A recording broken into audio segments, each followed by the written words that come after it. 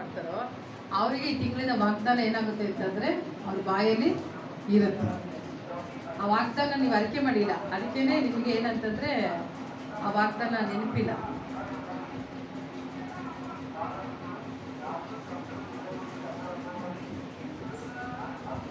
ಕರ್ತನ ನಾಮಕ್ಕೆ ಸ್ತೋತ್ರ ಉಂಟಾಗಲಿ. దేవుని పరిశుద్ధ నామమునకు మహిమ కలుగును. ನಾನು ಆರಾಧಿಸುವಂತ ದೇವರು, నేను ఆరాధించే దేవుడు, ಆತನು ఆయన ಬಹಳ ಬಹಳ ಒಳ್ಳೆಯವನಾಗಿದ್ದಾನೆ. చాలా చాలా మంచి దేవుడు. ನಾನು ಆರಾಧಿಸುವಂತ ದೇವರು, నేను ఆరాధించే దేవుడు, ಆತನು ఆయన ಒಳ್ಳೆಯವನಾಗಿದ್ದಾನೆ. మంచివాడై ఉన్నాడు. ಒಳ್ಳೆಯದನ್ನೇ మంచిదే ನನ್ನ ಜೀವಿತದಲ್ಲಿ నా జీవితం పట్ల ಆತನು ఆయన ಮಾಡುವಾತನಾಗಿದ್ದಾನೆ. జరిగించే దేవుడై ఉంటున్నాడు. ಆಮೆನ್. ఆమేన్. ಇವತ್ತು ನಾವು ಧ್ಯಾನಿಸುವಂತ ಕಾರ್ಯ, ఈ రోజు మనం ధ్యానించేటువంటి వాక్య భాగము ಹೊಸ ಜೀವವನ್ನ ಕರ್ತನಾದ ದೇವರು ನಮಗೆ ಕೊಡುವಂತ ಹೊಸ ಜೀವ ಯಾವ ರೀತಿ ನಮ್ಮ ಮಧ್ಯದಲ್ಲಿ ಕೆಲಸ ಮಾಡುತ್ತೆ ಎಂಬುದಾಗಿ ನಾವು ಧ್ಯಾನಿಸಲಿಕ್ಕಿದ್ದೇವೆ. క్రొత్త జీవము అంటే నూతన జీవము మన మధ్య ఏ విధంగా కార్యం జరిగిస్తుంది అనే దాని గురించి మనం చూడనైంటున్నాం. ಹೊಸ ಜೀವ ಎಲ್ಲಿಂದ ಬಂತು?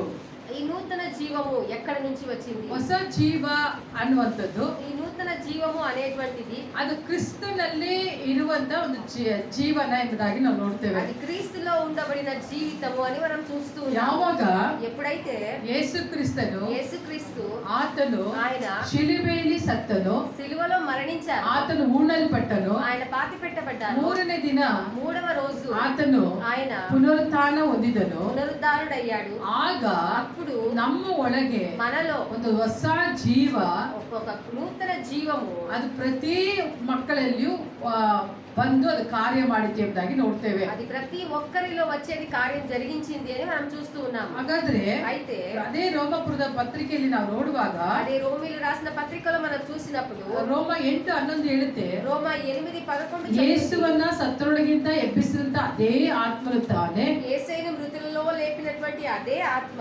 ನಿಮ್ಮ ಮರ್ತು ದೇಹಗಳನ್ನ ಜೀವಿಸುವಂತೆ ಅವತನು ಮಾಡುವಾತನಾಗಿದ್ದಾನೆ. మీ మర్త శరీరములను కూడా ఆయన జీవింప చేయనైంటున్నాడు. ಹಾಗಾದ್ರೆ అయితే ಯೇಸು ತನ್ನ ಪ್ರಾಣವನ್ನು ಅರ್ಪಿಸುವಾಗ తన ప్రాణమును సమర్పించిన ಆತನಲ್ಲಿರುವಂತ ಜೀವ ఆయనలో ఉండబడిన జీవము ಎಲ್ಲಿಗೆ ಬಂತು ಅಂತ ನೋಡುವಾಗ ఎక్కడికి వచ్చింది అని మనం చూస్తే ಅದು ಶರೀರವೆಂಬ ಸಭೆಯ ಒಳಗೆ ಬಂತು ಎಂಬುದಾಗಿ ನೋಡ್ತೇವೆ. అదే శరీరం అనేటువంటి సంఘములోనికి వచ్చింది. ಸಭೆಗೆ సంఘానికి ಯೇಸು ಕ್ರಿಸ್ತನು ತಲೆಯಾಗಿದ್ದಾನೆ, యేసయ్య శిరస్సై ఉంటున్నాడు. ನಾವೇನಾಗಿದ್ದೇವೆ? మనమేమై ఉన్నాము? ನಾವು ಆತನ ಶರೀರವಾಗಿದ್ದೇವೆ. మనం ఆయన శరీరమై ఉన్నాము. ಇದಾದ್ರೂ ನಿಮಗೆ ಚೆನ್ನಾಗಿ ಗೊತ್ತಿದೆಯಾ? ನಾವು మనము ಏನಾಗಿದ್ದೇವೆ? ఏమై ఉన్నాము? ಕ್ರಿಸ್ತನ క్రీస్తు యొక్క ಶರೀರವಾಗಿದ್ದೇವೆ. శరీరమై ఉన్నాము. ನಮಗೆ ತಲೆ ಯಾರು? మనకు శిరస్సు ఎవరు? ಯಾರು?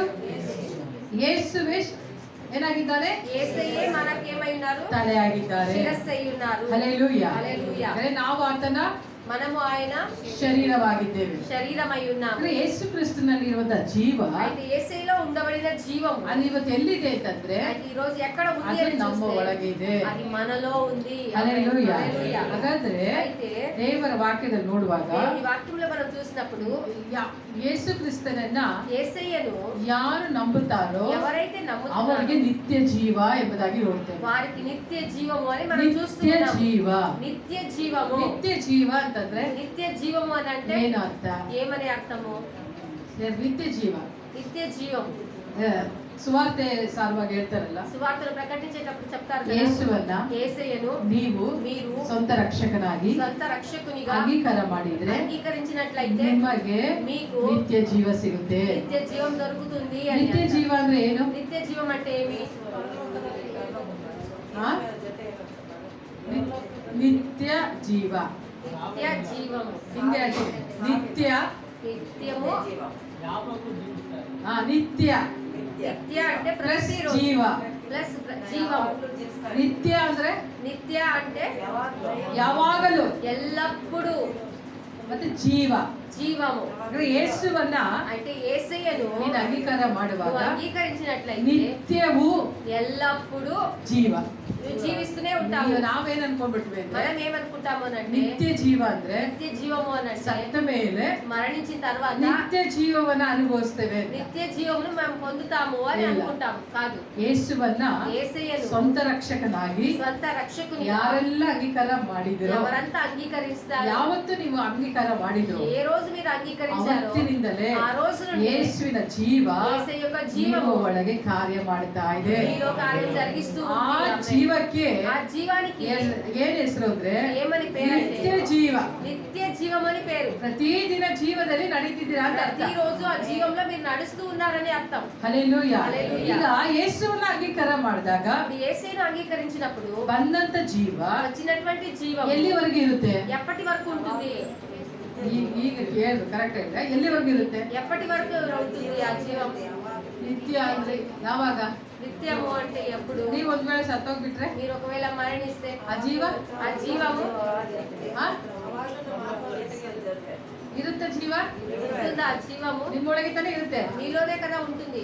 ಆ ಜೀವ ఆ జీవము ನಾವು ಸತ್ತೋದ್ರುನು మనం మరణించినా కూడా ಆ ಜೀವ ಎಲ್ಲಿರುತ್ತೆ ఆ ಅಂದ್ರೆ జీవం ఎక్కడ ఉంటుంది ನಿತ್ಯ అంటే ನಿತ್ಯಕ್ಕೂ నిత్య నిత్యానికి కూడా ಎಲ್ಲಿರುತ್ತೆ? ఎక్కడ ఉంటుంది? ಕರ್ತನೊಂದಿಗೆ ಇರುವಂತದಾಗಿ. ప్రభుతో ఉండేదిగా ఉంటుంది. ಹಲ್ಲೆಲೂಯ. హల్లెలూయా. ಆ ಜೀವಕ್ಕೆ ఆ జీవానికి ಮರಣ ಅನ್ನುವಂಥದ್ದೇ ಇಲ್ಲ. మరణం అనేటువంటిదే ఉండదు. ಆಮೇಲೆ ಹೇಳ್ರಿ ಆಮೆನ್. ಹಲ್ಲೆಲೂಯ. ಹಲ್ಲೆಲೂಯಾ. ಆದಾಮನಲ್ಲಿ ఆదాములో ಜೀವ ಇತ್ತು. జీవం ఉన్నది. ಕರ್ತನಾದ ದೇವರು ప్రభు ಅವನೊಳಗೆ ఆయనలో ಜೀವ ಶ್ವಾಸವನ್ನ ఆ ಊದಿದನು. జీవ శ్వాసమును ఊదాడు. ಆ ಜೀವವನ್ನ ಊದಿದ. ఆ జీవాన్ని ఊదాడు. ಆ ಜೀವ ಯಾವಾಗ ಬರುತ್ತೋ ఆ జీవం ఎప్పుడైతే ఆయనలో ಆಗ వస్తుందో అప్పుడు ಆದಾಮನು ఆదాము ಬದುಕುವ ಪ್ರಾಣಿಯಾದನು ಎಂಬುದಾಗಿ ವಾಕ್ಯ జీవించే ಹೇಳ್ತೇವೆ. ఒక మనిషిగా మారాడు అని మనం చూస్తూ ఉన్నాము. ಹಾಗಾದ್ರೆ అయితే ಆ ಜೀವ ఆ జీవం ಅವನನ್ನ ಬದುಕಿಸಿತು. ఆయనను జీవింపచేసింది. ಯಾವಾಗ ఎప్పుడైతే ಆದಾಮ ಪಾಪ ಮಾಡಿದನು ఆదాము పాపము చేశాడు ಆಗ అప్పుడు ಅವನು ನಿತ್ಯ ಜೀವವನ್ನ ಕಳೆದುಕೊಳ್ತಾನೆ. ఆయన నిత్య జీవమును కోల్పోయాడు. ಪ್ರತಿ ದಿನ ಅವನಿಗೆ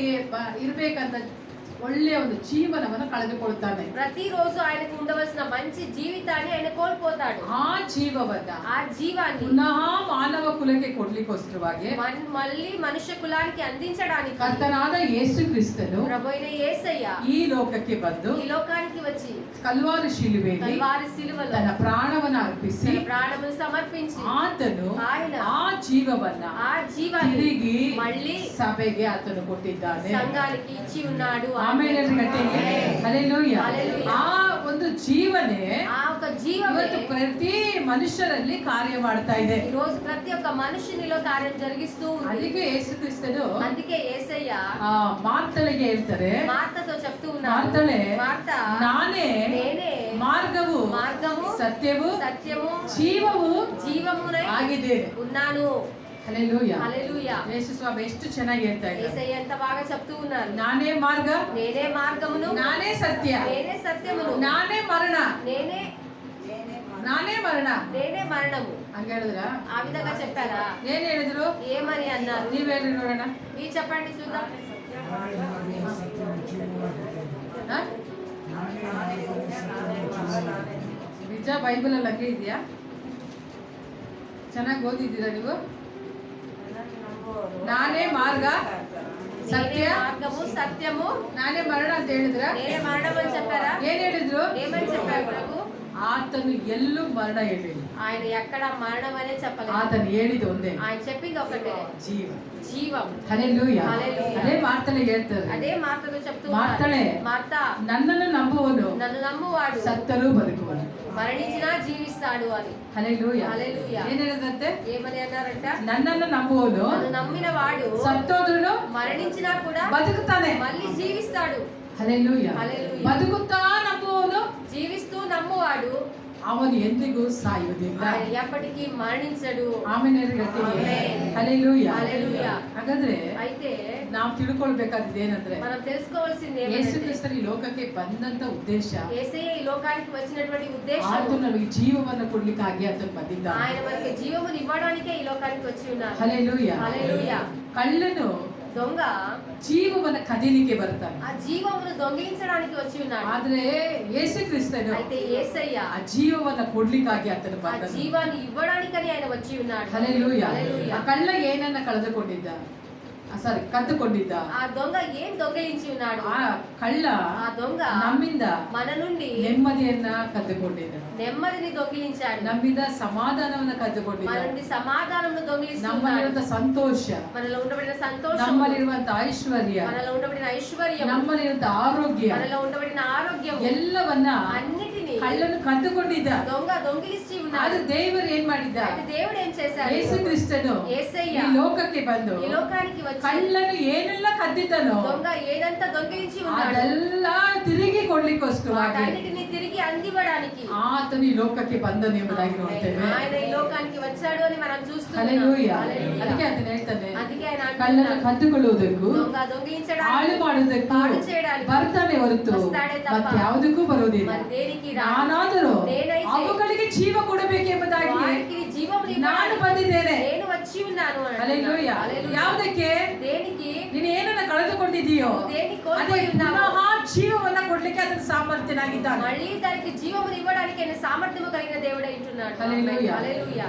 ಸಮಾಧಾನವನ್ನು ಕೊಡ್ಲಿಕ್ಕೆ, ಸಮಾಧಾನ ಎಂಬಂತ ಜೀವವನ್ನ ಆತನು ಕೊಡ್ಲಿಕ್ಕೆ, సమాధానం అనే జీవమును ఇవ్వడానికి, ಸಂತೋಷ ಎಂಬ ಜೀವವನ್ನ ಕೊಡ್ಲಿಕ್ಕೆ, సంతోషం అనే జీవమును ఇవ్వడానికి, ಆರೋಗ್ಯ ಎಂಬ ಜೀವವನ್ನ ಕೊಡ್ಲಿಕ್ಕೆ, ఆరోగ్యము అనేటువంటి జీవమును ఇవ్వడానికి, ಐಶ್ವರ್ಯ ಎಂಬ ಜೀವವನ್ನ ಕೊಡ್ಲಿಕ್ಕೆ ఐశ్వర్యం అనే జీవమును ಈ ఇవ్వడానికి ಲೋಕದಲ್ಲಿ ಯಾವ ಮನುಷ್ಯರಿಂದಲೂ ಸಾಧ್ಯವಿಲ್ಲ. ఈ లోకంలో ఏ మనుషుల ద్వారా కూడా సాధ్యం ಅದು కాదు. ಪುನಃ ಜೀವವನ್ನ ಕೊಡುವಂತ ಸಾಮರ್ಥ್ಯ ಉಳ್ಳಾತನು అయితే మళ్ళీ సామర్థ్యముని జీవమును ఇవ్వగలిగిన సామర్థ్యము కలిగిన వాడు ಒಬ್ಬನಿದ್ದಾನೆ ಅಂತಂದ್ರೆ ఒకడు ఉన్నాడు ಆತನು అంటే ನಮ್ಮ ಕರ್ತನಾದ ಯೇಸು ಕ್ರಿಸ್ತನಾಗಿದ್ದಾನೆ. ఆయన మన ప్రభు అయిన యేసుక్రీస్తు అయి ఉంటున్నాడు. ಹಲ್ಲೆಲೂಯಾ. హల్లెలూయా. ಆತನಿಂದಲೇ ನಿತ್ಯ ಜೀವ. ఆయన నుండే నిత్య జీవము. ಹಲ್ಲೆಲೂಯಾ. హల్లెలూయా. ಅದಕ್ಕೆ ಒಂದು ಹಾಡಿದೆ, ಹಾಡು ಈ ರೀತಿ ಇರುತ್ತೆ. అందుకే ఒక పాట ఈ విధంగా ఉంది.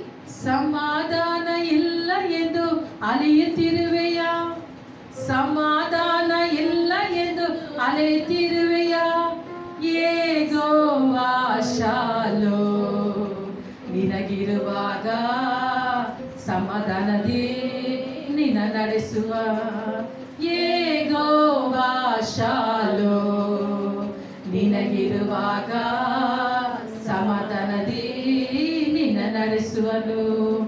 ಎದರದಿರು ನನ್ನ ಮನವೇ, ನೀನು ಕದಲದಿರು ನನ್ನ ಮನವೇ, ಎದರದಿರು ನನ್ನ ಮನವೇ, ನೀನು ಕದಲದಿರು ನನ್ನ ಮನವೇ. ಸ್ತುತಿಸು ಸ್ತುತಿಸು ಯೇಸಪ್ಪನ, ಸ್ತುತಿಸು ಸ್ತುತಿಸು ಸ್ತುತಿಸು ಯೇಸಪ್ಪನ, ಸ್ತುತಿಸು. ಹಲ್ಲೆಲೂಯಾ. హల్లెలూయా. ಅಂದ್ರೆ ಸಮಾಧಾನ ನಮಗೆ ಬೇಕಂತಂದ್ರೆ అయితే సమాధానం మనకు కావాలి అని అంటే ನಾವು ಭಯಪಡುವಂತ ಅಗತ್ಯತೆ ಇಲ್ಲ. మనం భయపడవలసిన అవసరం లేదు. ನಾವು ಏನ್ ಮಾಡ್ಬೇಕು? ಕರ್ತನನ್ನ ಸ್ತುತಿಸುವಂತವರಾಗಿರ್ಬೇಕು. ప్రభుకు స్తుతి చెల్లించేవారుగా మనం ఉండాలి. ಹಲ್ಲೆಲೂಯಾ. హల్లెలూయా. ಈ ಹಾಡನ್ನ ಬರೆದಂತ ಸೇವಕರು ఈ పాటలు రాసినటువంటి సేవకులు ಅವರು ಮರಣಿಸಿದ್ರು, వారు మరణించినా కూడా ಅವರ ಹಾಡು ಜೀವಂತವಾಗಿ. వారి యొక్క పాట జీవంతముగా ఉంది. ಹಲ್ಲೆಲೂಯಾ. హల్లెలూయా. ನೋಡಿ, ಇವತ್ತು ಸಮಾಧಾನ ಇಲ್ಲ ಅಂತ ಹೇಳಿ ಜನರು ಅಲಿತಾ ಇದ್ದಾರೆ. ఈ రోజు సమాధానం లేదు అని జనులు అటు ఇటు తిరుగుతూ ఉన్నారు. ಎಲ್ಲಿ ಎಲ್ಲಿ ಎಲ್ಲಿ ಹೋದ್ರವರಿಗೆ ಸಮಾಧಾನ ಸಿಗ್ತಾ ಇಲ್ಲ. వారికి ఎక్కడికి వెళ్ళినా సమాధానం దొరకడం ಆದ್ರೆ లేదు. ಯೇಸು ಕ್ರಿಸ್ತನು ಹೇಳ್ತಾನೆ, అయితే యేసయ్య అంటూ ఉన్నారు, ಇವತ್ತು ಕಳ್ಳನು ನಿನ್ನಿಂದ ಸಮಾಧಾನವನ್ನ ಕದ್ದುಕೊಂಡಿದ್ದಾನ, ఈ రోజు దొంగ నీ నుండి సమాధానం దొంగిలించాడా, ಆ ಸಮಾಧಾನ ನಾನು ನಿಮಗೆ ಕೊಡ್ತೇನೆ ఆ ಎಂಬುದಾಗಿ. సమాధానం నేను మీకు ఇస్తాను అని అంటున్నారు. ಹಲ್ಲೆಲೂಯಾ. హల్లెలూయా. ಆತನು ಮಾತ್ರವೇ ನಮಗೆ ಸಮಾಧಾನ ಸಂತೋಷವನ್ನು ಕೊಡ್ಲಿಕ್ಕೆ ಸಾಧ್ಯ. ఆయన మట్టుకే మనకి సమాధానమును సంతోషమును ఇవ్వడానికి ಯಾಕೆಂದ್ರೆ ಆತನ సామర్థ్యం ಒಳಗೆ ಜೀವ ಇದೆ. ఎందుకంటే ఆయనలో జీవం ఉంది. ಹಲ್ಲೆಲೂಯಾ. హల్లెలూయా. ನಮಗೆ ಕೊಟ್ಟಿರುವಂತ ಜೀವ ಯಾವುದು ಅಂತ ನೋಡುವಾಗ మనకి ఇచ్చినటువంటి జీవం ఎవరిది అని ಆತನು మనం ಹೊಸ చూస్తే ಜೀವವನ್ನ ನಮಗಾಗಿ ಕೊಟ್ಟಿದ್ದಾನೆ. ఆయన నూతన జీవమును మనకి ఇచ్చి ఉన్నాడు. ಹಲ್ಲೆಲೂಯಾ. హల్లెలూయా. ಓಕೆ, ರೋಮಪುರದವರ ಬರೆದ ಪತ್ರಿಕೆ రోమీయులు రాసిన పత్రిక 6ನೇ ಅಧ್ಯಾಯ 6వ అధ్యాయం 5ನೇ ವಚನವನ್ನು ಓದಿಕೊಳ್ಳೋಣ. 5వ వచనాన్ని మనం చదువుకుందాం. ರೋಮ 6:5. రోమీయులు 6:5. మరియు ఆయన మరణం యొక్క సాదృశ్యమందు ఆయనతో ఐక్యము గలవారమైన ఎడల ఆయన పునరుద్ధానం యొక్క సాదృశ్యమందును ఆయనతో ఐక్యము గలవారమై యుద్ధము.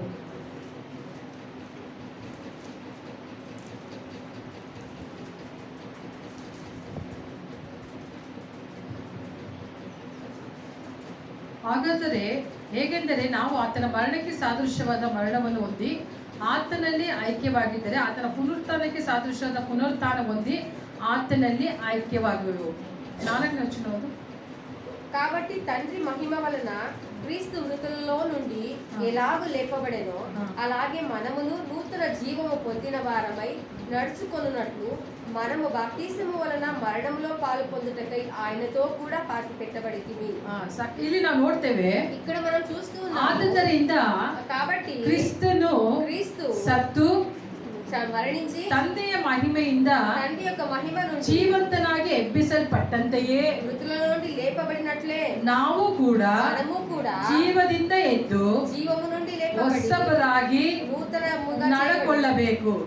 నూతనముగా ನಾವು నడుచుకోవాలి. ಹೊಸಬರಾಗಿ మనం నూతనము కలిగిన ಹೊಸ వారమై ಜೀವವನ್ನ నూతన జీవము ನಾವು ಹೊಂದಿಕೊಂಡಿದ್ದೇವೆ. మనం పొందుకొని ఉన్నాము. తెలుగులో ಹೊಸಬರಾಗಿ నూతన జీవమును పొందిన వారమై నడుచు. ನೂತನ ಜೀವವನ್ನು పొందినవారై ಆಯ್ತಾ, ನೂತನ ಜೀವವನ್ನ ಹೊಂದಿಕೊಂಡಿದ್ದೇವೆ. నూతన జీవమును పొందుకొని ఉన్నాము. ಹಲ್ಲೆಲೂಯಾ. ಹಲ್ಲೆಲೂಯಾ. ಈಗ ಹೇಳಿ ನನ್ನೊಟ್ಟಿಗೆ ಸೇರಿ, ఇప్పుడు నాతో పరిచయం చెప్పండి. ಕ್ರಿಸ್ತನು ಸತ್ತು మరణించి ತಂದೆಯ ಮಹಿಮೆಯಿಂದ ಜೀವಂತನಾಗಿ ಎಬ್ಬಿಸಲ್ಪಟ್ಟಂತೆಯೇ లేపబడినట్లే ನಾನು ಕೂಡ కూడా ಜೀವದಿಂದ జీవము నుండి ಎದ್ದು లేపబడి నూతన ಹೊಸದಾದಂತ ಹೊಸದಾమైన ಜೀವವನ್ನ జీవమును ಹೊಂದಿಕೊಂಡಿದ್ದೇನೆ. పొందుకొని ఉన్నాను. ಇನ್ನೊಂದು ಸಾರಿ ಹೇಳ್ರಿ, ఇంకొకసారి చెప్పండి.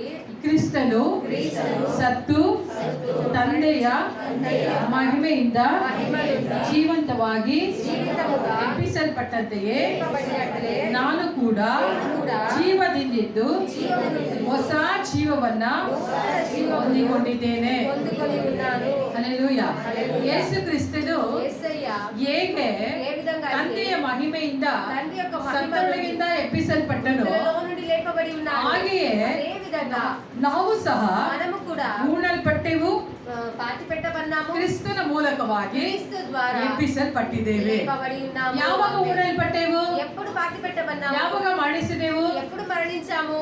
ಏನಾದ್ರು ನೆನಪಿದೆಯಾ ನಿಮ್ಗೆ? నీకేమైనా జ్ఞాపకం ఉందా? ಯಾವಾಗ ನಾವು ಮರಣ ಹೊಂದಿದ್ದೀವಿ? ఎప్పుడు మనం మరణించాము అని? ದೀಕ್ಷಾ ಸ್ಥಾನ ತೆಗೆದುಕೊಂಡಾಗ దీక్షా స్థానం తీసుకున్నప్పుడు ನಾವು ಕ್ರಿಸ್ತನಲ್ಲಿ ಮರಣಿಸಿದೆವು, మనం క్రీస్తులో మరణించాము. ನಂತರ మళ్ళీ ಎಬ್ಬಿಸಲ್ಪಟ್ಟೆವು. మనం లేపబడినాము. ಅದಾದ ನಂತರ అదైన తరువాత ನೂತನ ಜೀವವನ್ನ ಹೊಂದಿಕೊಂಡೆವು. నూతనమైన జీవం పొందుకున్నాము. ಹಳೆಯ ಜೀವ పాత జీవము ಅದು అది ಪಾಪದಿಂದ ತುಂಬಿದಂತ ಜೀವ. పాపము నుండి నింపబడిన జీవితం. ಆದ್ರೆ అయితే ಕರ್ತನಾದ ಯೇಸು ಕ್ರಿಸ್ತನು ప్రభువైన యేసయ్య ಅದನ್ನ దాన్ని ಶಿಲುಬೆಯಲ್ಲಿ ಇಲ್ಲದಂತೆ ಮಾಡಿ సిలువలో లేకుండానే చేసి ನೂತನ ಜೀವವನ್ನ ನಮಗೆ ಅನುಗ್ರಹಿಸಿದ್ದಾನೆ. నూతన జీవాన్ని మనకు అనుగ్రహించి ಈಗ ನಮ್ಮ ಒಳಗಿರುವಂತದ್ದು ఈ రోజు మనలో ఉండబడి ನೂತನ ఉండేది ಜೀವ. నూతనమైన జీవము. ಹಲ್ಲೆಲೂಯಾ. హల్లెలూయా. ನೂತನ ಜೀವ ನಮ್ಮೊಳಗೆ ಕಾರ್ಯ ಮಾಡ್ತಾ ಇದೆ. నూతన జీవం ఈ రోజు మనలో కార్యం జరిగిస్తూ ಈ ఉంది. ನೂತನ ಜೀವದ ಆಶೀರ್ವಾದ ಏನೆಂಬುದಾಗಿ ನಾವು ತಿಳ್ಕೊಳ್ಳೋಣ. అయితే ఈ నూతన జీవం యొక్క ఆశీర్వాదం ఏది అని మనం తెలుసుకుందాం. ಇಬ್ರಿಯ ಬರೆದ ಪತ್ರಿಕೆ 11ನೇ ಅಧ್ಯಾಯ 6ನೇ ವಚನ ಓದಿಕೊಳ್ಳೋಣ. హెబ్రీయులు 11వ అధ్యాయము 6వ వచనం మనం చూసుకుందాము. హెబ్రీయులు 11:6. విశ్వాసము లేకుండా దేవునికి ఇష్టుడై ఉండుట అసాధ్యము. దేవుని యొద్దకు వచ్చువాడు ఆయన ఉన్నాడనియు తన్ను వెతుకు వారికి ఫలము దయచేయువాడనియు నమ్మవలెను గదా. ಇಬ್ರಿಯ 11:19 ಓದಿ. అబ్రహాము శోధింపబడి విశ్వాసమును బట్టి ఇస్సాకును బలిగా అర్పించెను. ఎవడు ఆ వాగ్దానములు సంతోషముతో అంగీకరించెనో ఇస్సాకు వలనైనది నీ సంతాన మనమడులు అని ఎవనితో చెప్పబడెనో ఆ అబ్రహాము మృతులను సహితము లేపుటకు దేవుడు శక్తిమంతుడని ఎంచిన వాడై తన ఏక కుమారుని అర్పించిన ఉపమాన రూపముగా అతని మృతులలో నుండి మరలా పొందెను. ಇಲ್ಲಿ ವಾಕ್ಯವನ್ನು ಗಮನಿಸಿ. ఇక్కడ వాక్యంలో గమనించండి. యేసయ్య ಸತ್ತನು, మరణించారు, ಉಣಲ್ಪಟ್ಟನು, పాతి పెట్టబడ్డారు, ಪುನರುತ್ಥಾನ ಹೊಂದಿದನು. పునరుద్ధానుడు అయ్యాడు. ಈಗ ನೀವು ఇప్పుడు మీరు ಸತ್ತಿರಿ, మరణించారు, ಕ್ರಿಸ್ತನಲ್ಲಿ క్రీస్తులో ಉಣಲ್ಪಟ್ಟಿರಿ, పాతి పెట్టబడ్డారు, ಪುನರುತ್ಥಾನ ಹೊಂದಿದ್ದೀರಿ. పునరుద్ధానులు అయి ఉన్నారు. ಈಗ ఇప్పుడు ವಾಕ್ಯದಲ್ಲಿ ನೋಡ್ತೇವೆ, వాక్య భాగంలో మనం ಇಸಾಕನು ఇస్సాకు ಕ್ರಿಸ್ತನ క్రీస్తు ಒಂದು యొక్క ಛಾಯೆಯಾಗಿದ್ದಾನೆ. ఒక మాదిరిగా ఉన్నాడు. ಹಳೆ ಒಡಂಬಡಿಕೆಯ పాత నిబంధన యొక్క ಒಂದು ಛಾಯೆನ, ಕ್ರಿಸ್ತನ ಒಂದು ಛಾಯೆ ನೋಡ್ಬೇಕಂತಂದ್ರೆ క్రీస్తు యొక్క నీడగా మనం చూడాలి అని అంటే ಅಲ್ಲಿ ಯಾರು ಅಂತ ನೋಡುವಾಗ అక్కడ ఏది అని మనం చూస్తే ಈಸಾಕನು ಎಂಬುದಾಗಿ ನೋಡ್ತೇವೆ. ఇస్సాకు అని మనం ಈಗ చూస్తున్నాం. ಈಸಾಕನ ఇప్పుడు ఇస్సాకు జీవితంలో నమಗೆಲ್ಲರಿಗೂ ಗೊತ್ತಿರುವ ಹಾಗೆ మనందరికీ తెలిసినట్లుగా ಈಸಾಕನ ಬ್ಲೆಸ್ಸಿಂಗ್ ಏನು ಯಾವ ರೀತಿ ಇತ್ತು? ఇస్సాకు యొక్క ఆశీర్వాదం ఏ విధంగా ఉన్నది? ಯಾರಾದ್ರೂ ಹೇಳ್ತೀರಾ? ఎవరైనా చెప్తారా? ಈಸಾಕನ ಆಶೀರ್ವಾದ ಯಾವ ರೀತಿ ಇತ್ತು? ఇస్సాకు యొక్క ఆశీర్వాదం ఏ విధంగా ఉన్నది? ಯಾವ ತರ ಇತ್ತು? ಬಲಿ ಕೊಡೋದಲ್ಲ, ಆಶೀರ್ವಾದ ಹೆಂಗಿತ್ತು? ಈಸಾಕನ ಆಶೀರ್ವಾದ ಹೆಂಗೆ? ಆಕಾಶ ನಕ್ಷತ್ರ ಅಲ್ಲ, ಈಸಾಕನಿಗೆ ಒಂದು ಬ್ಲೆಸ್ಸಿಂಗ್ ಇತ್ತು. ఇస్సాకుకు ఒక ఆశీర్వాదం ఉంది. ಯಾವ ಬ್ಲೆಸ್ಸಿಂಗ್ ಅದು? ఏ ఆశీర్వాదం అది? ನಾವು ಹೇಳಪ್ಪ, ಯಾವ ಬ್ಲೆಸ್ಸಿಂಗ್ ಈಸಾಕನಿಗೆ? ಸಂತಾನನ ಬಿಟ್ಬಿಡ್ರಿ ಬೇಡ, ಈಸಾಕನಿಗೆ ಆಶೀರ್ವಾದ ಇತ್ತು. ಸರೋಜಮ್ಮ ఇస్సాకుకు ఆశీర్వాదం ఉన్నది. ఏం ఆశీర్వాదం ఉన్నది? వెరీ గుడ్, అదే ಕೈ ತಟ್ರಿ. ಈಸಾಕನ ಆಶೀರ್ವಾದ ಏನಂತಂದ್ರೆ, ఇస్సాకు యొక్క ఆశీర్వాదం ఏమంటే ಬರಗಾಲದಲ್ಲಿಯೂ కరువు కాలంలో 100ಕ್ಕೆ 100ರಷ್ಟು ಫಲವನ್ನು ಕೊಯ್ಯುವಂತ ಆಶೀರ್ವಾದ, 100కి 100 ఫలము కోసేటువంటి ఆశీర్వాదం. ಆ ಆಶೀರ್ವಾದ ಈಸಾಕನಿಗೆ ಬರಬೇಕಂತಂದ್ರೆ ఇస్సాకుకు రావాలి. ಆ ಆಶೀರ್ವಾದ ಯಾವ್ದಂತ ನೋಡುವಾಗ ఆశీర్వాదం ಅದು ಹೊಸ ಜೀವನದ ಆಶೀರ್ವಾದ. నూతన జీవము యొక్క ఆశీర్వాదము. హల్లెలూయా. ಈ ಆಶೀರ್ವಾದ ಈಸಾಕನಿಗೆ ಮಾತ್ರವೇ ಕೊಡಲ್ಪಡ್ತು. ఇస్సాకుకు మట్టుకే ఇవ్వబడింది. ಅಬ್ರಾಮನಿಗೂ ಇಲ್ಲ, అబ్రహాముకు లేదు, ಯಾಕೋಬನಿಗೂ ಇಲ್ಲ, యాకోబు కూడా ಅದು లేదు. ಈಸಾಕನಿಗೆ ಮಾತ್ರ ಕೊಡಲ್ಪಡ್ತು. ఇస్సాకుకు మట్టుకే ಹೇಗೆ ఇవ్వబడింది. ಈಸಾಕನಿಗೆ ಮಾತ್ರ ಕೊಡಲ್ಪಡ್ತು? ఏ విధంగా ఇస్సాకుకే మట్టుకే ఇవ్వబడింది? ಅದನ್ನೇ ಈಗ ಧ್ಯಾನಿಸೋಣ. దానే ఈ రోజు ధ్యానిస్తాము. అబ్రహాము ಪರಿಶೋಧಿತನಾದ ಮೇಲೆ పరిశోధింపబడిన తరువాత ನಂಬಿಕೆಯಿಂದಲೇ నమ్మకము ಈಸಾಕನನ್ನ ఇస్సాకును ಮೋರಿಯ ಬೆಟ್ಟದ ಮೇಲೆ మోరియా పర్వతమందు ಬಲಿಯನ್ನ ಕೊಡ್ಲಿಕ್ಕಾಗಿ బలిని సమర్పించడానికి ಅವನೇನ್ ಮಾಡ್ತಾನೆ? ఆయన ఏం ತನ್ನ చేస్తాడు? ಮಗನನ್ನ ಕರ್ಕೊಂಡು ಹೋಗ್ತಾನೆ. తన కుమారుని పిలుచుకొని వెళ్తాడు. ಹಾಗಾದ್ರೆ అయితే ಬಲಿಯಾಗಿ ಅರ್ಪಿಸೋದಕ್ಕೋಸ್ಕರವಾಗಿ బలిగా సమర్పించడానికి ತನ್ನ ಮಗನನ್ನ తన కుమారుని ಕೊಡುವುದಕ್ಕಿಂತ ಮುಂಚಿತವಾಗಿಯೇ ఇవ్వడానికి ముందుగానే అబ్రహాము ತನ್ನ ಇಮ್ಯಾಜಿನೇಷನ್ ಅಲ್ಲೇ, తన యొక్క ఆలోచనలోనే ಅವನೇನ್ ಮಾಡ್ದ ಅಂದ್ರೆ, ఆయన ఏం చేశాడు? ನನ್ನ ಮಗನು నా కుమారుడు ಸತ್ತನು, మరణించాడు, ಊರಲ್ಪಟ್ಟನು, పాతి పెట్టబడ్డాడు, ಪುನಃ ತಿರುಗಿ మళ్ళీ ಎಬ್ಬಿಸಲ್ಪಟ್ಟನು. లేపబడ్డాడు. ಅದನ್ನ ನೋಡಿ దాన్ని ఆయన చూశాడు. ಹಲ್ಲೆಲೂಯಾ. హల్లెలూయా. క్రీస్తు ಹೇಗೆ ఏ విధంగా ಸತ್ತನು, మరణించాడు, ಊರಲ್ಪಟ್ಟನು, పాతి ಪುನಃ పెట్టబడ్డాడు, ಪುನರುತ್ಥಾನ ಹೊಂದಿದನು. మళ్ళీ పునరుత్థానం ಅದೇ అయ్యాడు. ಛಾಯೆಯನ್ನ అదే ఛాయను ಅಬ್ರಹಾಮನು ತನ್ನ ಇಮ್ಯಾಜಿನೇಷನ್ ಅಲ್ಲಿ ನೋಡ್ತಾ ಇದ್ದಾನೆ. అబ్రహాము తన ఆలోచనలో ఇస్సాకు గురించి ఆయన చూస్తూ ఉన్నాడు. ಅದೇ 19ನೇ ವಚನದಲ್ಲಿ ಹೇಳುತ್ತೆ, అదే 19వ వచనంలో చూస్తూ ತನ್ನ ఉన్నాడు. ಮಗನು ಸತ್ತನು, తన కుమారుడు మరణించిన ದೇವರು ಅವನನ್ನು ಬದುಕಿಸ ಸಾಮರ್ಥ್ಯನಾಗಿದ್ದಾನೆಂದು ತಿಳ್ಕೊಂಡಿದ್ದನು. దేవుడు తన కుమారుని జీవింప చేయగలిగిన సామర్థ్యము కలిగిన దేవుడు అని ఆయన తెలుసుకొని ఉన్నాడు. ಏನಂತೆ?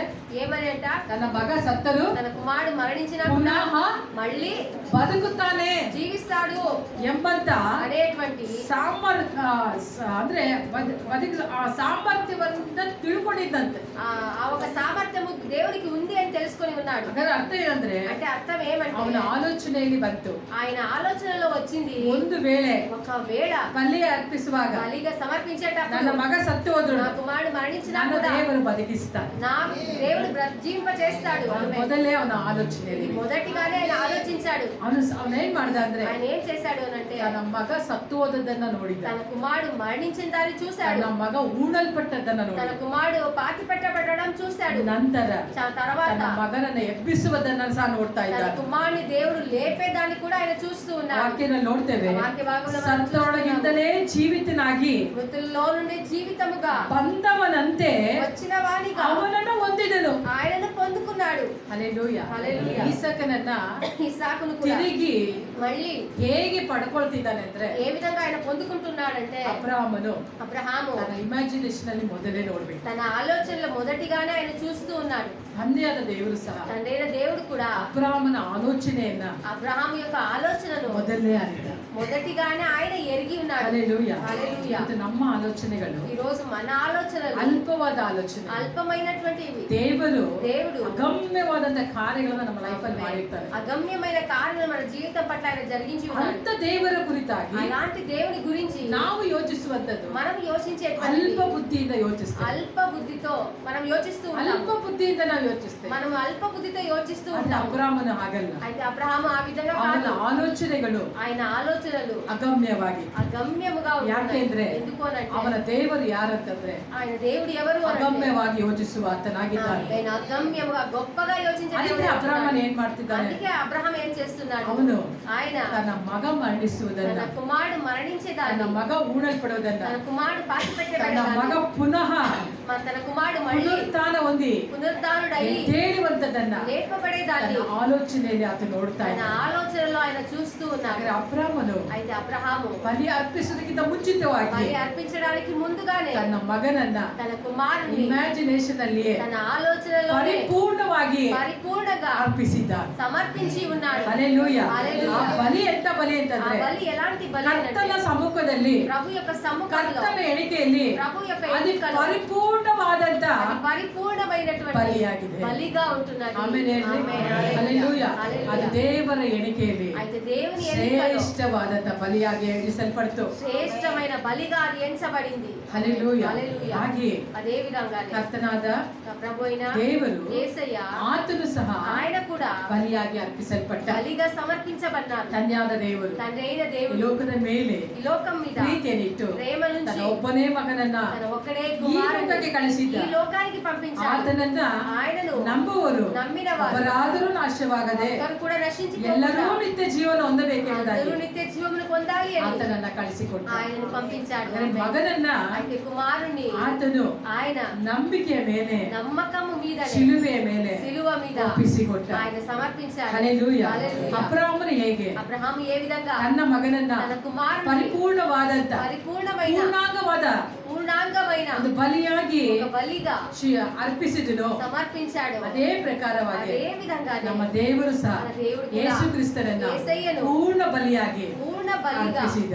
సమర్పించాడు. ಹಲ್ಲೆಲೂಯಾ. హల్లెలూయా. ಹೇಗೆ ఏ విధంగా ಯೇಸುವಿನಲ್ಲಿ యేసయ్యలో ಕೊರತೆ ಇರಲಿಲ್ವೋ కొరతలు లేవు, ಹಾಗೆ అదే విధంగా ಈಸಾಕನ ಜೀವಿತದಲ್ಲಿಯೂ ಇಸಾಕು యొక్క జీవితంలో ಕೊರತೆ కూడా ಇರಲಿಲ್ಲ. కొరత అనేటువంటిది ಯಾಕೆಂದ್ರೆ ఎందుకోనంటే ಈಸಾಕನು ఇస్సాకు ಸತ್ತನು, మరణించాడు, ಉಣ್ಣಲ್ಪಟ್ಟನು, పాతిపెట్టబడ్డాడు, ಪುನಃ ಎಬ್ಬಿಸಲ್ಪಟ್ಟನು. మళ్ళీ లేపబడ్డాడు. ಈಗ ఇప్పుడు ನಿಮ್ಮ ಹತ್ರ ಬರ್ತೇನೆ. మీ దగ్గరికి ನೀವು వస్తున్నాను. ಸಹ మీరు కూడా ಕ್ರಿಸ್ತನಲ್ಲಿ క్రీస్తులో ಸತ್ತಿದ್ದೀರಾ, మరణించి ఉన్నారు, ಉಣಲ್ಪಟ್ಟಿದ್ದೀರಾ, పాతిపెట్టబడి ఉన్నారు, ಎಬ್ಬಿಸಲ್ಪಟ್ಟಿದ್ದೀರಾ. లేపబడి ఉన్నారు. ಹಾಗಾದ್ರೆ అయితే ನಿಮ್ಮೊಳಗಿರುವಂತ మీలో ఉండబడిన ಆಶೀರ್ವಾದ ಅದು ಎಂತದ್ದು ಅಂತ ನೋಡುವಾಗ అది ఎలాంటివి అని ಈಸಾಕನ ಆಶೀರ್ವಾದವಾಗಿದೆ. ఇస్సాకు యొక్క ఆశీర్వాదం అయి ఉంటున్నాయి. ఆమేన్. హల్లెలూయా. ಎಷ್ಟು ಅರ್ಥ ಮಾಡ್ಕೊಂಡ್ರೋ ನನಗೆ ಗೊತ್ತಿಲ್ಲ, ಯಾಕಂದ್ರೆ ತುಂಬಾ ಇರೋದ್ರಿಂದ ನಾನು ಸ್ಪೀಡಾಗಿ ಹೋಗ್ತಾ ಇದ್ದೀನಿ.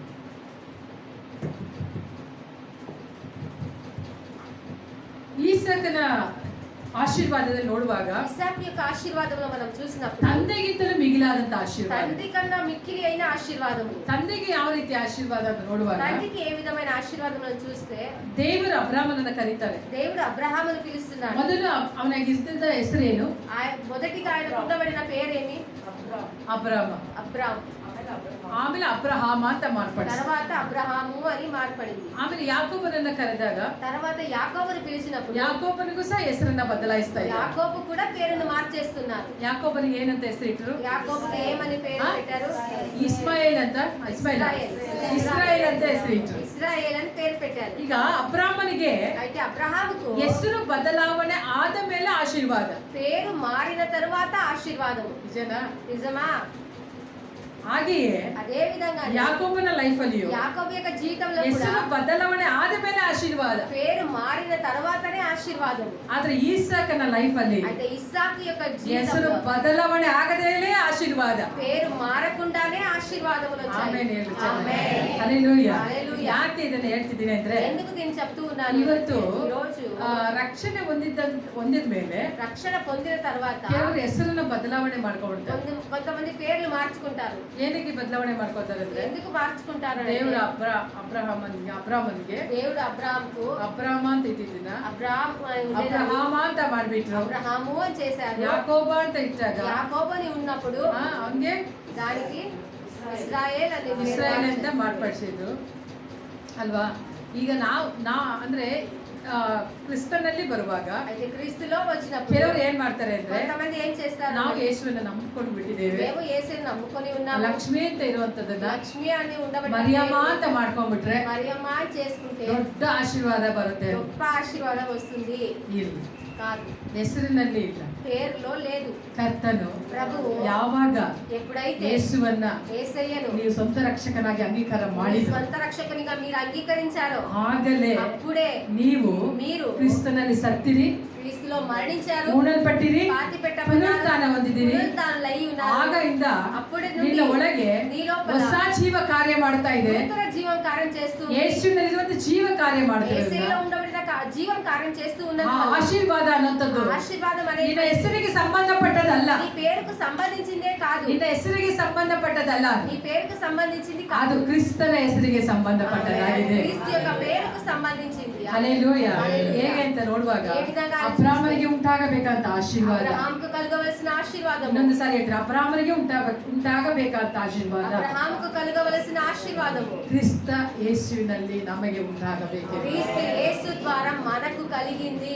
ఆమేన్. ನೀವು ಪ್ರಾರ್ಥನೆ ಮಾಡ್ತೀರಲ್ಲ, మీరు ప్రార్థిస్తారు కదా, ನಿರ್ಮಲ ಹೆಸರಿನಲ್ಲಿ, నిర్మల పేరు మీద, ನಾವೆಲ್ಲ ಶೈಲನ ಹೆಸರಿನಲ್ಲಿ శైల పేరు మీద ಹಂಗ ಮಾಡ್ತೀವಿ. ఆ విధంగా మనం చేస్తాము. ನಿಮ್ಮ ಹೆಸರು ಏನೇ ಇದ್ರು మీ పేర్లు ఏమున్నా కూడా ಆ ಹೆಸರಲ್ಲಿ ಪ್ರೇಯರ್ ಮಾಡಕ್ ఆ ಆಗಲ್ಲ. పేరు మీద మనం ನೀವೇ ప్రార్థించాలి. ಪ್ರೇಯರ್ ಮಾಡಿದ್ರು ನಿಮ್ಮ ಹೆಸರಲ್ಲಿ ಮಾಡಕ್ ಆಗಲ್ಲ. మీరే ప్రార్థించినా మీ పేరు మీద మీ పేరు ప్రేయర్ చేసుకోలేరు. ದೇವರು ಏನ್ ಮಾಡಿದ್ದ? దేవుడు ఏం చేశారు? ಯೇಸುವಿನ ಹೆಸರನ್ನ ಇಟ್ಟ. యేసయ్య పేరును ఉంచారు. ಯಾಕೆ ಯೇಸುವಿನ ಹೆಸರನ್ನ ಇಟ್ಟ ಗೊತ್ತಾ? ఎందుకు దేవుడు యేసయ్య పేరును పెట్టారు తెలుసా? ನಿನ್ನ ಹೆಸರು ಬದಲಾವಣೆ ಮಾಡ್ಕೊಳ್ಬೇಕು ಅಂತ ಅಲ್ಲ, నీ పేరును మార్చుకోవాలి అని కాదు, ಆತನು ತನ್ನ ಮಗನ ಹೆಸರನ್ನ ನಿಮಗೆ ಕೊಟ್ಟಿದ್ದ. ఆయన తన కుమారుని పేరే మీకు ఇచ్చి ఉన్నారు. ಯಾಕೆಂದ್ರೆ ఎందుకు అనంటే ಮಗ ಮಾತ್ರನೇ కుమారుడు మట్టుకే ಪೂರ್ಣಾಂಗವಾಗ ಬಲಿಯಾಗಿ ಅರ್ಪಣೆ ಆಗಿದ್ದಾನೆ. పూర్ణాంగమైన ఒక బలిగా ఆయన సమర్పించబడ్డారు. ಅಬ್ರಹಾಮನು అబ్రహాము 614 ಕಟ್ಟಳೆಗಳಲ್ಲಿ 614 కట్టడలో ನ್ಯಾಯ ಪ್ರಮಾಣಗಳಲ್ಲಿ న్యాయ ప్రమాణములన్నిటిలో ಅದನ್ನು ಒಂದು ಮಾತ್ರ ನೆರವೇರಿಸಿದ. అది ఒక్కటి మట్టుకే ఆయన నెరవేర్చాడు. ಎಷ್ಟು?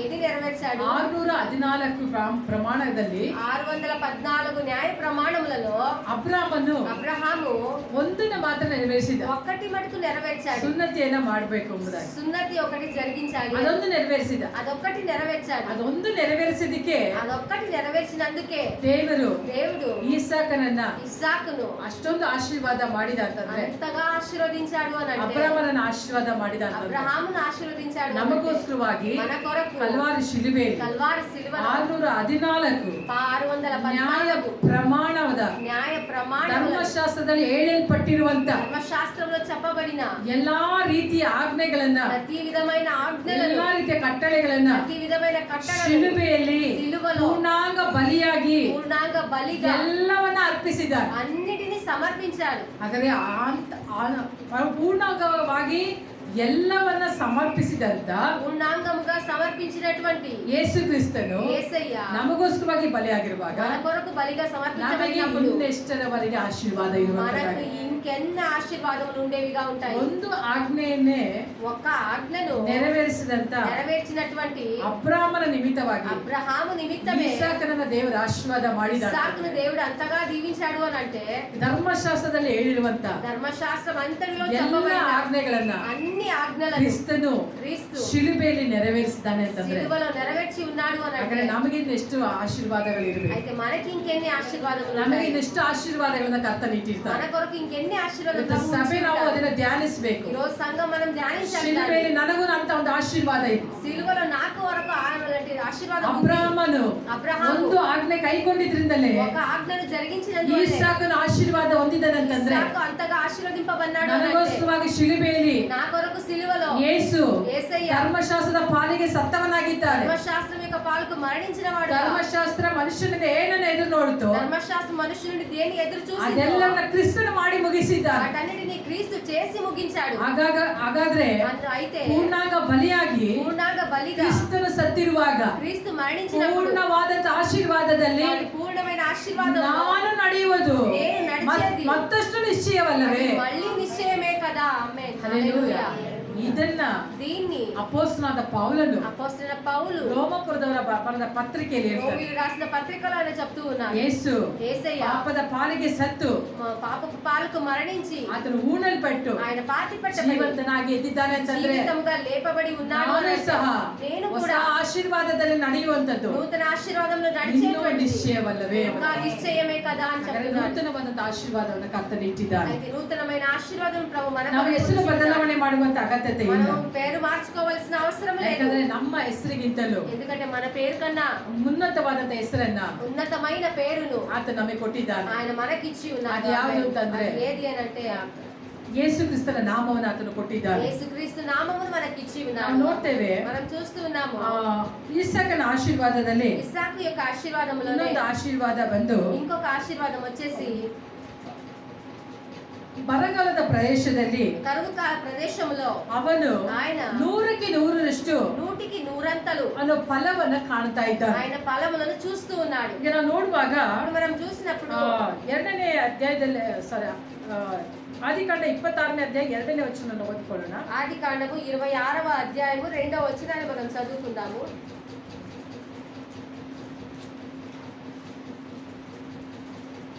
అక్కడ యెహోవా అతనికి ప్రత్యక్షమై నీవు ఐగుప్తులోనికి వెళ్ళక నేను నీకు చెప్పు దేశమందు నివసించుము ఈ దేశమందు పరవాసి అయి ఉండుము నేను నీకు తోడై ఉండి నిన్ను ఆశీర్వదించెదను.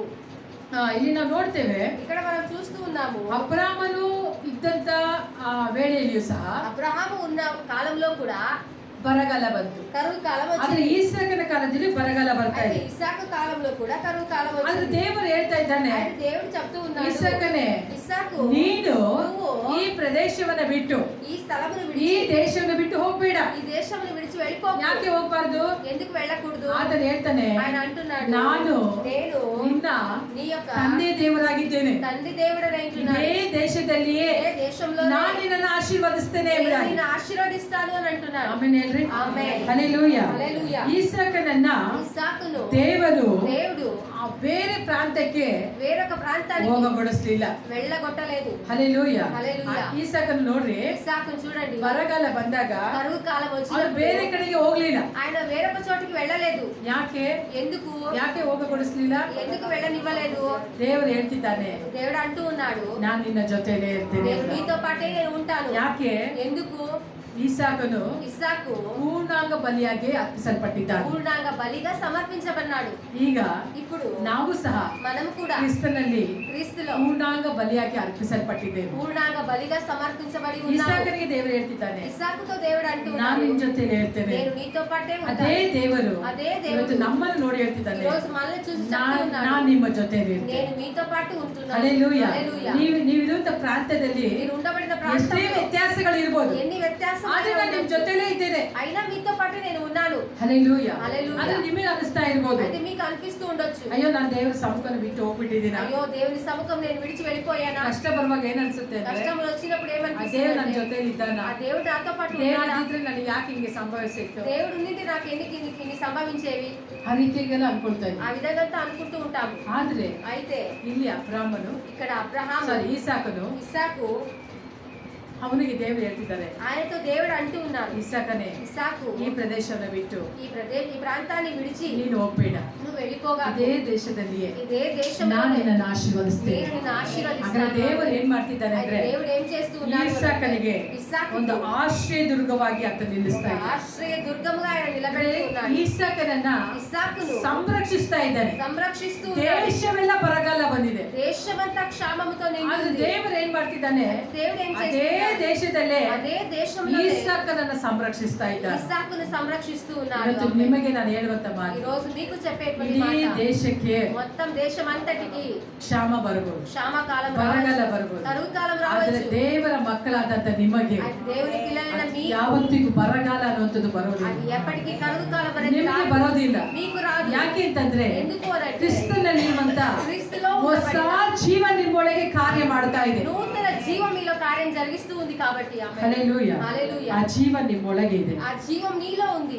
ಅಬ್ರಾಮನು అబ్రహాము ಪೂರ್ಣ ಬಲಿಯಲ್ಲ, పూర్ణ బలి కాదు, ಈಸಾಕನು ಮಾತ್ರನೇ ಪೂರ್ಣ ಬಲಿಯಾಗಿದ್ದಾನೆ. ఇస్సాకు మటుకే పూర్ణ బలిగా ఉంటున్నాడు. ಯಾಕೆ ಅಂತಂದ್ರೆ ఎందుకు అనంటే ಅಬ್ರಾಮನ ಕಾಲದಲ್ಲಿ అబ్రహాము యొక్క కాలంలో ಬರಗಾಲ ಬಂತು, క్షామకాలం వచ్చింది. ಆದ್ರೆ అయితే ಅವನು ఆయన ಆ ಪ್ರಾಂತ್ಯದಿಂದ ಬೇರೆ ಪ್ರಾಂತ್ಯಕ್ಕೆ ఆ ಹೋಗ್ಬಿಟ್ಟ. ప్రాంతం నుండి వేరొక చోటికి ఆయన వెళ్ళిపోయాడు. ಆದ್ರೆ ದೇವರು అయితే దేవుడు ಈಸಾಕನನ್ನ ಹೋಗಗೊಡಿಸಲಿಲ್ಲ. ఇస్సాకును వెళ్ళనివ్వలేదు. ಯಾಕೆ ಅಂದ್ರೆ ఎందుకు అనంటే ನೂತನ ಸೃಷ್ಟಿಯ ಆಶೀರ್ವಾದ నూతన సృష్టి యొక్క ಯಾರ ఆశీర్వాదం ಮೇಲಿದೆ ಅಂತ ನೋಡುವಾಗ ఎవరి మీద ఉంది అని మనం ಈಸಾಕನ చూస్తే ಮೇಲೆ ಇದೆ. ఇస్సాకు మీద ఉంది. ಹಲ್ಲೆಲೂಯಾ. ఆమేన్. ಇವತ್ತು ಸಭೆಯಾದಂತ ఈరోజు సంఘమైన ನಿಮ್ಮ ಮೇಲೆ మీ మీద ನೂತನ ಸೃಷ್ಟಿಯ ಆಶೀರ್ವಾದವಿದೆ. నూతన సృష్టి యొక్క ఆశీర్వాదం ఉంది. ನನ್ನ ಮೇಲೆ చెప్పండి, నా మీద ನೂತನ ಸೃಷ್ಟಿಯ నూతన సృష్టి యొక్క ಆಶೀರ್ವಾದವಿದೆ. ఆశీర్వాదం ఉంది. ನೋಡಿ, ಭದ್ರಾವತಿಯಲ್ಲಿ ಫ್ಯಾಕ್ಟರಿ ನಿಂತೋಯ್ತಲ್ವಾ, భద్రావతిలో ఫ్యాక్టరీ నిలబడిపోయింది కదా. ಎಷ್ಟೋ ಜನ ಊರು ಬಿಟ್ಟು ಹೋಗಿದ್ರು. ఎంతో మంది ఊరు విడిచి వెళ్ళిపోయారు. ಆದ್ರೆ అయితే ಕ್ರೈಸ್ತ ಮಕ್ಕಳು ಇಲ್ಲೇ ಇದ್ದಾರೆ. క్రైస్తవ బిడ్డలు ఇక్కడే ಎಷ್ಟೋ ఉన్నారు. ಜನ ಇಲ್ಲೇ ಇದ್ದೀವಿ. ఎంతో మంది ఇక్కడే ఉన్నారు. ದೇವರ ಆಶೀರ್ವಾದ ಮಾಡಿಲ್ವಾ, దేవుడు ఆశీర్వదించలేదా, ಪೋಷಿಸಿಲ್ವಾ, మిమ్మల్ని పోషించలేదా, ಸಂರಕ್ಷಿಸಿಲ್ವಾ? సంరక్షించలేదా? ಕೊರೋನಾ ಟೈಮಲ್ಲಿ ಬರಗಾಲ ಇತ್ತು, కరోనా టైంలో కరువు కాలం ఉంది. ಆ ಸಮಯದಲ್ಲಿ ಪೋಷಿಸ್ಲಿಲ್ವಾ? ఆ సమయంలో మిమ్మల్ని ಇಲ್ಲಿ పోషించలేదా? ಯಾಕೆ ಇರ್ತೀರಾ?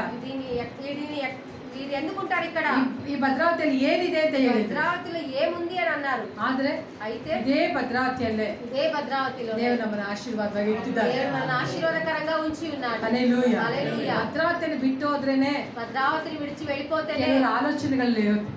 కొంతమంది ఆలోచనలో ಈ ఉంటుంది. ಭದ್ರಾವತಿ ಬಿಟ್ಟು ಹೋದ್ರೇನೆ భద్రావతి విడిచి ನಾವು వెళ్ళిపోతే ಶೈನ್ ಆಗೋದು. మేము షైన్ అవుతాము. ಭದ್ರಾವತಿ ಬಿಟ್ಟು ಹೋದ್ರೇನೆ భద్రావతి విడిచి ನಾವು వెళ్ళిపోతే ಶೈನ್ ಆಗೋದು. మేము ప్రకాశిస్తాము. ಇಲ್ಲ, లేదు, ಭದ್ರಾವತಿ ಬಿಟ್ಟು ಹೋದ್ರೆ ಶೈನ್ ಆಗಲ್ಲ. భద్రావతి విడిచి వెళ్ళిపోతే షైన్ కారు.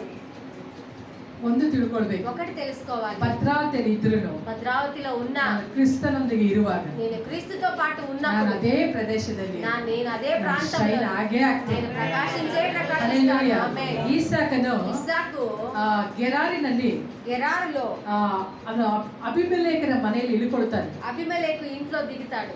ಅಭಿಮೆಲೆಕನ ಮನೆಯಲ್ಲಿ ಇದ್ರು ಸಹ అబిమెలెకు ఇంట్లో ఉన్నా కూడా ದೇವರು ಏನ್ ಮಾಡ್ತಿದ್ದಾರೆ ಅಂದ್ರೆ దేవుడు ఏం చేస్తూ ఉన్నారంటే ಈಸಕನನ್ನ ತನ್ನ ಹೆಂಡತಿಯನ್ನು ಸಂರಕ್ಷಿಸ್ತಾ ಇದ್ದಾರೆ. ఇస్సాకును తన భార్యను సంరక్షిస్తూ ఉన్నాడు. సంరక్షిస్తూ ఉన్నాడు. ದೇವರು అయితే దేవుడు ಯಾವತ್ತೂ ತನ್ನ ಮಕ್ಕಳನ್ನ ಬಿಟ್ಬಿಡೋದಿಲ್ಲ, ఎప్పటికీ కూడా తన బిడ్డలను ప్రభు విడిచిపెట్టాడు, ಕೈ ಬಿಡೋದಿಲ್ಲ. చేయి విడిచిపెట్టాడు.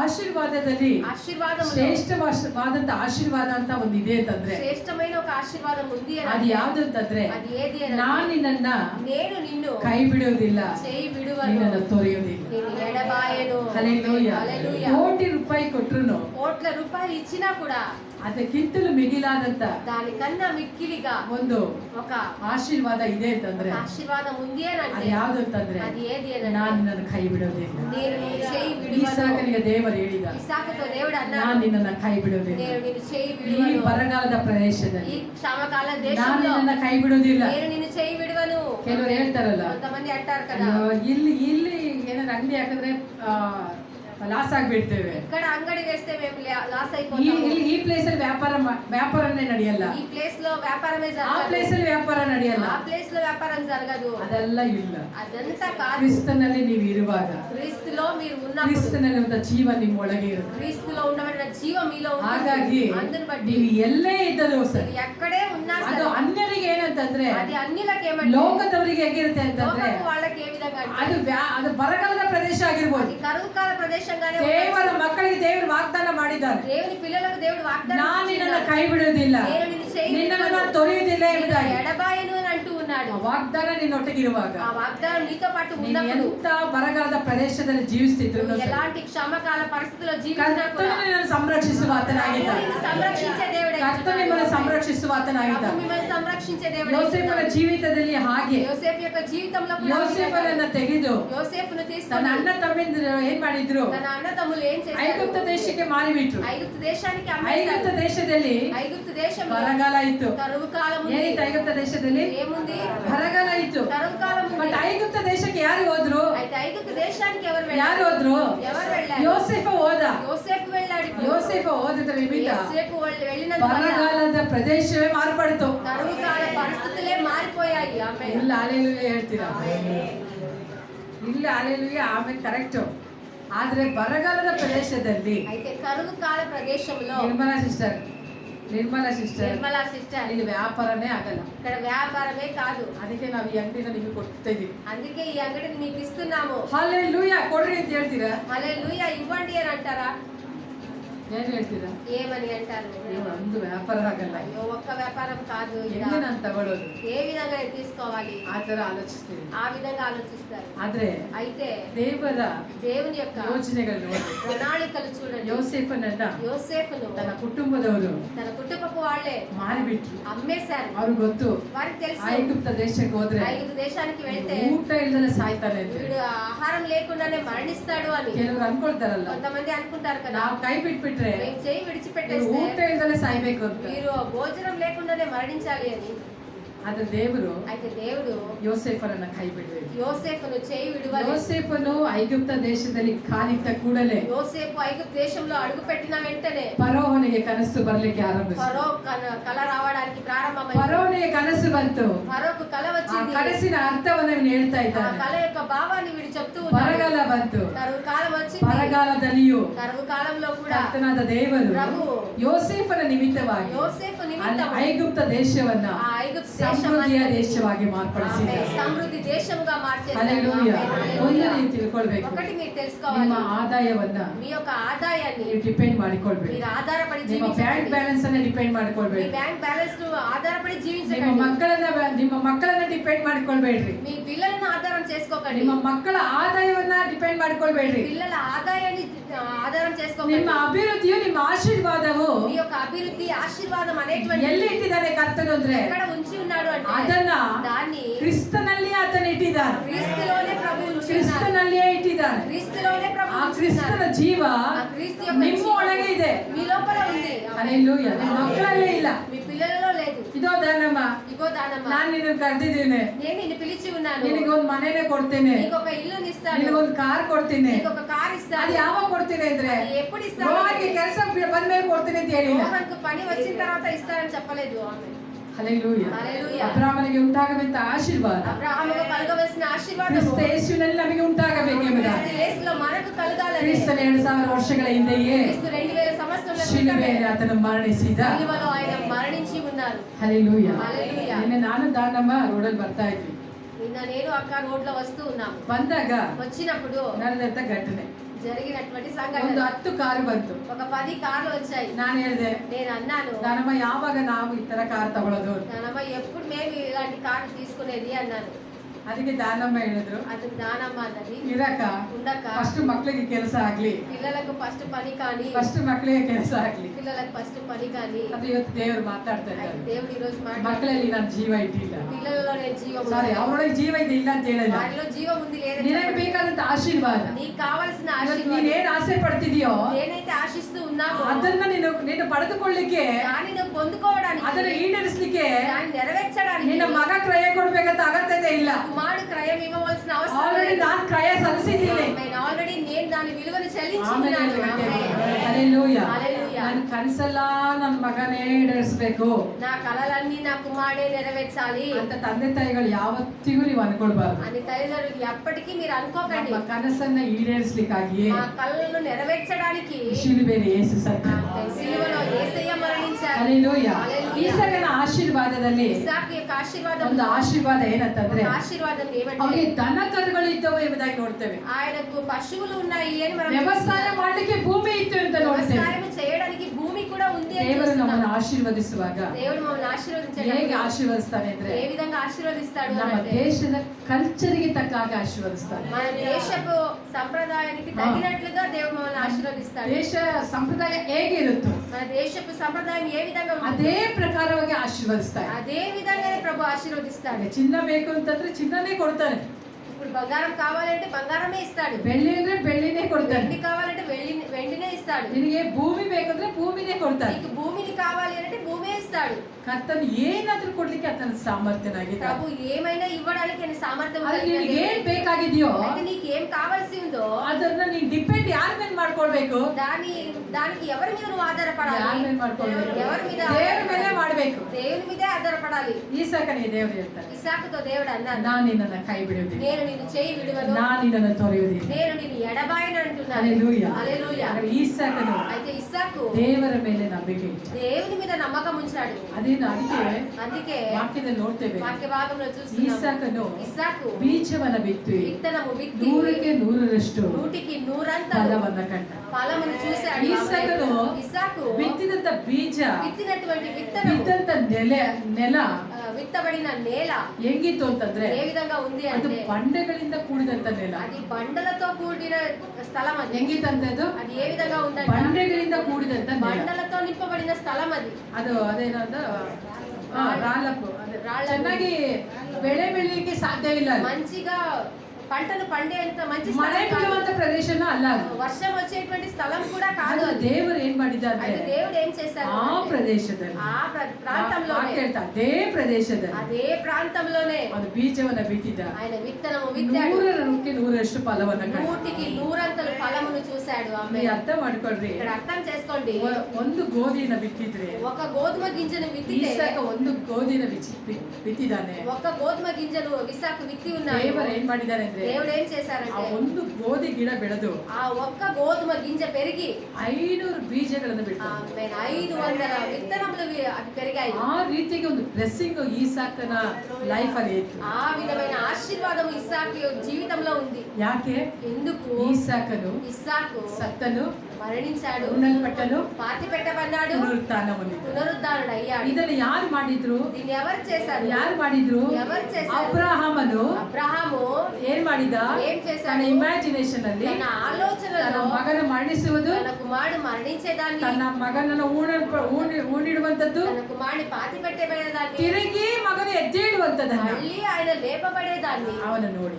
ఆయన తన ఆలోచనలో చూశాడు. ಇವತ್ತು ನೀವು ಹಾಗೆ ఈ రోజు మీరు కూడా ఆ ನಿಮ್ಮ విధంగా ಮಕ್ಕಳನ್ನ మీ పిల్లలను ಪೂರ್ಣಾಂಗ ಬಲಿಯಾಗಿ పూర్ణాంగ బలిగా ಕ್ರಿಸ್ತನಿಗೆ ಸಮರ್ಪಿಸುವಾಗ క్రీస్తుకు సమర్పించిన ಈಸಾಕನ ಆಶೀರ್ವಾದವು ఇస్సాకు యొక్క ನಿಮ್ಮ ఆశీర్వాదం ಮಕ್ಕಳಲ್ಲಿ ನೆಲೆಯೂರು మీ ನಿಲ್ಲುವಂತದ್ದಾಗಿದೆ. పిల్లలు ఎల్లప్పుడూ నిలిచి ఉండేదిగా ఉంది. ಹಲ್ಲೆಲೂಯಾ. ఆమేన్. ಇವತ್ತು హల్లెలూయా. ನಿಮ್ಮ ಒಳಗೆ ఇప్పుడు మీ లోపల ಇರುವಂತ ಜೀವ ఉండబడిన జీవం ಕ್ರಿಸ್ತನ ಜೀವವಾಗಿದೆ. క్రీస్తు యొక్క జీవమైనది. ಈಸಾಕನು ఇస్సాకు ಬೀಜವನ್ನ ಬಿತ್ತಿದ, విత్తనము విత్తాడు, 100ಕ್ಕೆ 100ರಷ್ಟು ಕೊಯ್ದ. నూటికి నూరంతల ఫలము చూశాడు. ಇವತ್ತು ನಿಮ್ಮ ಆದಾಯದಲ್ಲಿ ఈ రోజు మీ ఆదాయంలో ಸ್ವಲ್ಪನೇ ಇರಬಹುದು, కొద్దిగానే ఉండొచ్చు, 10,000 ರೂಪಾಯಿ ಇರಬಹುದು. 10,000 రూపాయలు ఉండొచ్చు. ಆದ್ರೆ ದೇವರು ಏನ್ అయితే ಮಾಡ್ತಾರೆ? దేవుడు ఏం చేస్తారంటే 10ನ್ನ ఆ 10ని 20 ಆಗಿ, 20గా, 20ನ್ನ 20ని 40 ಆಗಿ, 40గా, 40ನ್ನ 40ని 80 ಆಗಿ, 80గా, 80ನ್ನ 80ని 1,60,000 ಆಗಿ 1,60,000 ಮಾರ್ಪಡಿಸಲಿಕ್ಕೆ మార్చడానికి ಆತನು ಶಕ್ತನಾಗಿದ್ದಾನೆ. ఆయన శక్తివంతుడై ಆತನಿಗೆ ಅಸಾಧ್ಯವಾದಂತದ್ದು ఆయనకు అసాధ్యమైన ಒಂದೂ ಇಲ್ಲ. ఒకటి కూడా లేదు. ಹಲ್ಲೆಲೂಯಾ. హల్లెలూయా. ನಿಮ್ಮ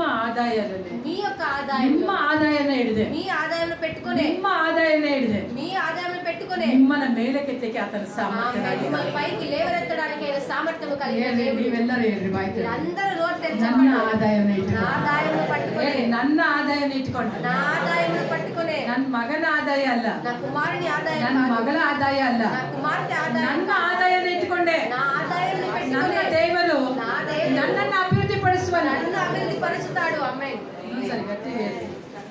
నా ఆదాయం పెట్టుకునే నన్ను దేవుడు అభివృద్ధి పరుచుతాడు. ನನ್ನ ಆದಾಯವನ್ನ నా ఆదాయం ಇಟ್ಟುಕೊಂಡೆ పెట్టుకునే ನನ್ನ ದೇವರು నా దేవుడు ನನ್ನನ್ನ నన్ను ಈಸಾಕನ ಹಾಗೆ ఇస్సాకు వలె 100ಕ್ಕೆ 100ರಷ್ಟು 100ಕ್ಕೆ 100 ನನ್ನನ್ನು ಆಶೀರ್ವದಿಸ್ತಾನೆ. నన్ను ఆశీర్వదిస్తాడు. ಯಾಕೆಂದ್ರೆ ఎందుకనంటే ನಾನು నేను ಕ್ರಿಸ್ತನಲ್ಲಿ క్రీస్తులో ಸತ್ತಿದ್ದೇನೆ, మరణించి ఉన్నాను, ಉಣ್ಣಲ್ಪಟ್ಟಿದ್ದೇನೆ, ಪಾತಿಪೆಟ್ಟಬಡಿದ್ದೇನೆ, ಪುನರುತ್ಥಾನ ಹೊಂದಿದ್ದೇನೆ, పునరుత్థానుడై ಜೀವಂತನಾಗಿ ಎದ್ದಿದ್ದೇನೆ. ಜೀವಿತముగా ಹೊಸ లేపబడిದ್ದೇನೆ. ಜೀವ నూతన జీవము ನನ್ನೊಳಗೆ ಕಾರ್ಯ ఈ ಮಾಡಿ. రోజు నాలో కార్యం జరిగిస్తూ ఉంది. ఆమేన్. ಹಲ್ಲೆಲೂಯಾ. హల్లెలూయా. ಹೊಸ ಆಶೀರ್ವಾದ అయితే క్రొత్త ఆశీర్వాదం ನಿಮ್ಮನ್ನ ಹುಡುಕಿ ಬರುವಂತದ್ದಾಗಿದೆ. మిమ్మల్ని వెతికి వచ్చేవిగా ನಿಮ್ಮ ఉంటాయి. ಇಮ್ಯಾಜಿನ್ ಅಲ್ಲಿ ಒಂದೇ ಇರಬೇಕು, మీ ఆలోచనలో ఒకటే ఉండాలి. ನಾನು ಕ್ರಿಸ್ತನಲ್ಲಿ ಸತ್ತಿದೆ, నేను క్రీస్తులో మరణించి ఉన్నాను, ఊడల్పట్టిದ್ದೇನೆ, పాతి పెట్టబడి ఉన్నాను, ಎಬ್ಬಿಸಲ್ಪಟ್ಟಿದ್ದೇನೆ. నేను సమర్పించబడి ఉన్నాను. ಕ್ರಿಸ್ತನಲ್ಲಿರುವಂತ ಆಶೀರ್ವಾದ క్రీస్తులో ఉండబడిన ಇವತ್ತು ఆశీర్వాదం ನನ್ನೊಳಗಿದೆ. ఈ రోజు నాలో ಅದು ఉంది. ಯಾವುದು ಅಂತಂದ್ರೆ అది ఏది అని ಈಸಾಕನಲ್ಲಿ ಇತ್ತು. ఇస్సాకులో ఉంది. ಅದೇ ಆಶೀರ್ವಾದ. అదే ఆశీర్వాదం. ಬರಗಾಲ ಅನ್ನುವಂಥದ್ದು క్షామకాలం అనేది ಲೋಕದವರಿಗೆ ಹೊರತು లోకపు వాళ్ళకే కాదు, ನನಗೆ ಅಲ್ಲ, నాకు కాదు, ನನಗೆ ಬರೋದಿಲ್ಲ. నాకు రాదు. ಯಾಕೆಂದ್ರೆ ఎందుకు ನನ್ನ ದೇವರು నా దేవుడు ನನ್ನನ್ನು ಆಶೀರ್ವದಿಸಿದ್ದಾನೆ. నన్ను ఆశీర్వదించి ఉన్నాడు. ನೂತನ ಜೀವ ನನ್ನೊಳಗಿದೆ. నూతన జీవం నాలో ఉంది. ಬರಗಾಲವನ್ನ ಮಾರ್ಪಡಿಸುವಂತ కరువు కాలమును మార్చగలిగిన ಕ್ರಿಸ್ತನ ಜೀವ క్రీస్తు ಇವತ್ತು జీవము ನನ್ನೊಳಗಿದೆ. ఈ రోజు నాలో ನನ್ನ ఉంది. ಮನೆಯಲ್ಲಿ నా ఇంటిలో ನಾನೊಬ್ಬ ಈಸಾಕ್, నేను ఒక ఇస్సాకు వలె ನನ್ನ ఉన్నాను. ಮನೆಯಲ್ಲಿ నా కుటుంబంలో ನಾನೊಬ್ಬ ಯೋಸೇಫ, నేను ఒక యోసేఫ్లా ನಾನು ಹಾಗೆ ఉన్నాను. ಇದ್ದೇನೆ. నేను ఆ విధంగానే ఉన్నాను ಹಾಗೆ ಕರ್ತನಿಗೆ అని ప్రభుతో ಒಪ್ಪಿಸಿಕೊಟ್ಟವರಾಗಿ మిమ్మల్ని మీరు ನೀವು సమర్పించుకున్నవారు. ಸಮರ್ಪಣೆ ಮಾಡುವುದಾದ್ರೆ మీరు సమర్పించుకున్న ಖಂಡಿತವಾಗಿ ಕರ್ತನಾದ ದೇವರು ఖచ్చితంగా ప్రభు ಈಸಾಕನೊಟ್ಟಿಗೆ ಇದ್ದ ಹಾಗೆ ఇస్సాకుతో ఉండినట్లుగానే ನಿಮ್ಮೊಟ್ಟಿಗೆ ಇದ್ದು మీతో పాటు ಆತ ఉండి ನಡೆಸುವ ಆತನಾಗಿದೆ. ఆయన నడిపించే ನಮ್ಮ దేవుడై ಕಣ್ಣುಗಳನ್ನು ఉన్నాడు. ಮುಚ್ಚಿದವರಾಗಿ మనం కళ్ళు మూసుకున్న ಇವತ್ತು వారు. ಪ್ರಾರ್ಥನೆ ಮಾಡಿಕೊಳ್ಳೋಣ. మనం ప్రార్థించుకుందాం. ನಾವು ಕರ್ತನಿಗೆ ಹೇಳೋಣ, మనం ప్రభుతో చెప్దాం, స్వామి స్వామి ಈ ಸಮಯದಲ್ಲಿ ఈ సమయంలో ನನ್ನನ್ನು ಒಪ್ಪಿಸಿಕೊಡ್ತಾ నన్ను ಇದ್ದೇನೆ. నేను ಎಲ್ಲರ సమర్పించుకుంటున్నాను. ಕಣ್ಣುಗಳನ್ನು ಮುಚ್ಚಿದವರಾಗಿ అందరూ కళ్ళు మూసుకుని ಪ್ರಾರ್ಥಿಸಿರಿ. మనం ಇದು ನಿಮ್ಮ ప్రార్థించండి. ಆಶೀರ್ವಾದದ ಸಮಯ, మీ యొక్క ఆశీర్వాదపు ಇದು ನಿಮ್ಮ సమయం. ಸಮಯ. ఇది ఇది మీ సమయం. ಇದು ಕರ್ತನು ನಿಮ್ಮ ಮಧ್ಯದಲ್ಲಿ ಕಾರ್ಯ ಮಾಡುವಂತ ಸಮಯವಾಗಿದೆ. ప్రభు మీ మధ్య కార్యం జరిగించేటువంటి ಕರ್ತನಿಗೆ సమయం. ಹೇಳ್ರಿ, ప్రభుతో చెప్పండి, ಸ್ವಾಮಿ స్వామి ಈಸಾಕನು ఇస్సాకు ಪೂರ್ಣಾಂಗವಾದ పూర్ణాంగమైన ಬಲಿಯಾಗಿ బలిగా ಸಮರ್ಪಿಸಲ್ಪಟ್ಟಾಗ సమర్పించబడ్డాడు. ನಾನು ಕ್ರಿಸ್ತನಲ್ಲಿ నేను కూడా క్రీస్తులో ಪೂರ್ಣಾಂಗವಾದ పూర్ణాంగమైన ಬಲಿಯಾಗಿ ఒక బలిగా ಅರ್ಪಿಸಲ್ಪಟ್ಟಿದ್ದೇನೆ. సమర్పించబడి ఉన్నానయ్యా. ಈಸಾಕನು ఇస్సాకు ಹೇಗೆ ఏ విధంగా ಆಶೀರ್ವದಿಸಲ್ಪಟ್ಟನು ಸ್ವಾಮಿ, ఆశీర్వదింపబడ్డాడో ಅದೇ ಪ್ರಕಾರ అదే విధంగా ನಾನು ಆಶೀರ್ವದಿಸಲ್ಪಡಬೇಕು. నేను ఆశీర్వదింపబడాలయ్యా. ನನ್ನ ಜೀವಮಾನವೆಲ್ಲ ಸ್ವಾಮಿ, జీవిత కాలం అంతా ನಾನು దేవా ಬರಗಾಲವನ್ನೇ ನೋಡಬಾರ್ದು నేను ಸ್ವಾಮಿ, కరువు కాలంనే ನಾನು చూడకూడదయ్యా. ಬರಗಾಲವನ್ನೇ ನೋಡಬಾರ್ದು నేను ಸ್ವಾಮಿ. శ్రమ కాలం చూడకూడదయ్యా. ಕರ್ತನೆ ప్రభువా ನನ್ನನ್ನು ಹೇಗೆ ಆಶೀರ್ವದಿಸಿದ್ಯೋ నువ్వు ఏ విధంగా ఆశీర్వదించావు ಹಾಗೆಯೇ అదే విధంగా ನನ್ನ ಸಂತತಿನೂ ಸಹ నా తరములను కూడా ಆಶೀರ್ವದಿಸುತ್ತದೆ. నువ్వు ఆశీర్వదించండి దేవా. ಕ್ರಿಸ್ತನಲ್ಲಿರುವಂತ క్రీస్తులో ಹೊಸ ఉన్న ಜೀವ ಸ್ವಾಮಿ నూతన జీవము ನಮ್ಮ ಸಂತತಿಗೆ ಕರ್ತನೆ మా తరములలో ಅದು కూడా ಅರಿದು ಬರ್ಲಿಕ್ಕಾಗುವಂತೆ అది ಸ್ವಾಮಿ పొర్లి రావును గాక సహాయం సహాయం చేయండి. ಬಂದದೆಲ್ಲ ಮಕ್ಕಳಿಗಾಗಿ ಸ್ತೋತ್ರ. వచ్చిన ప్రతి బిడ్డల కొరకు మీకు ಎಲ್ಲರನ್ನ ప్రార్థిస్తున్నాం. ಆಶೀರ್ವದಿಸಿ. ప్రతి ఒక్కరిని దీవించండి. ನಿಮ್ಮ ರೆಕ್ಕೆಯ ಮರೆಯಲ್ಲಿ ಸ್ವಾಮಿ మీ రెక్కల చాటున ಅವರನ್ನು ಭದ್ರಪಡಿಸಿ వారిని మరుగు చేసి ಸಂರಕ್ಷಿಸಿರಿ, సంరక్షించండి, ಕಾಪಾಡಿ ನಡೆಸಬೇಕಾಗಿ కాపాడి నడిపించండి. ಯೇಸುವಿನ ನಾಮದಲ್ಲಿ యేసయ్య ಪ್ರಾರ್ಥಿಸಿ ಬೇಡಿಕೊಳ್ಳುತ್ತೇನೆ ತಂದೆಯೇ. ప్రార్థించి వేడుకొని పొందుకొని ఉన్నాము తండ్రి. ఆమేన్. ఆమేన్.